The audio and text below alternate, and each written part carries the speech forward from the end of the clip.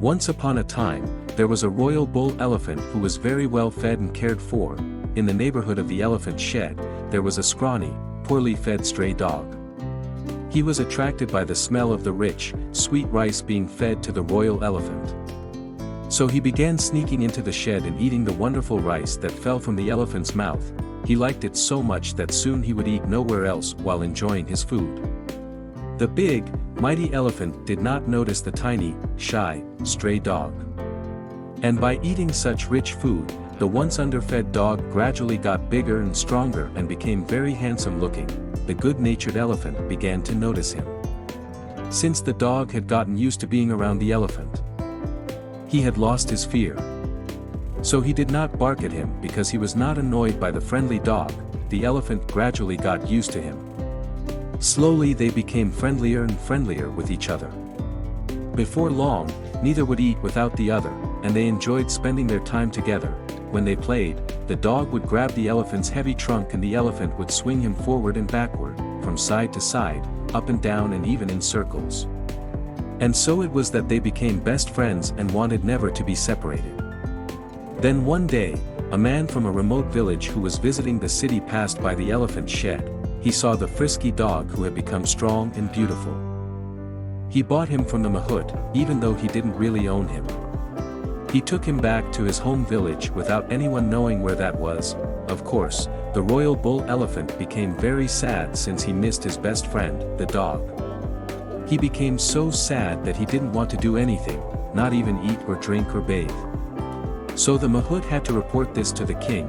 Although he said nothing about selling the friendly dog, it just so happened that the king had an intelligent minister who was known for his understanding of animals. So he told him to go and find out the reason for the elephant's condition. The wise minister went to the elephant shed. He saw at once that the royal bull elephant was very sad. He thought this once happy elephant does not appear to be sick in any way. But I have seen this condition before in men and animals alike. This elephant is grief-stricken, probably due to the loss of a very dear friend. Then he said to the guards and attendants, I find no sickness. He seems to be grief-stricken due to the loss of a friend. Do you know if this elephant had a very close friendship with anyone? And so they told him how the royal elephant and the stray dog were best friends. What happened to this stray dog? Asked the minister. He was taken by an unknown man, they replied, and we do not know where he is now. The minister returned to the king and said, Your Majesty, I am happy to say your elephant is not sick. As strange as it may sound, he became best friends with a stray dog. Since the dog has been taken away, the elephant is grief-stricken and does not feel like eating or drinking or bathing. This is my opinion, the king said. Friendship is one of life's most wonderful things. My minister, how can we bring back my elephant's friend and make him happy again? My lord, replied the minister, I suggest you make an official announcement that whoever has the dog who used to live at the royal elephant shed will be fined. This was done, and when the villager heard of it, he released the dog from his house. He was filled with great happiness and ran as fast as he could straight back to his best friend, the royal bull elephant.